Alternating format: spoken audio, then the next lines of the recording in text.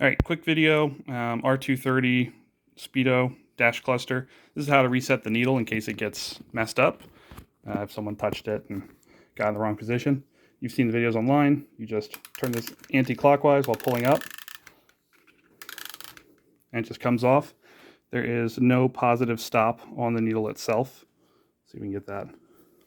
It is on the stepper motor. And to reset it, you're just going to put it back to 0. And I found that the best way is to get it on. Start it a little bit above and push down. And we're going to want to get it actually on 0. And then you can check, make sure it's seated all the way. If it's not, you can compare it to the other needle, but it goes down a little bit. If it's not seated, you can just restart the process, turn it anti-clockwise while pulling up again. It doesn't unscrew. It just slips off of the motor shaft. So sorry for my finger and hand in the video, but that is how you reset this. I've seen a couple videos online for how to pull the needles off, but none for how to put them back on.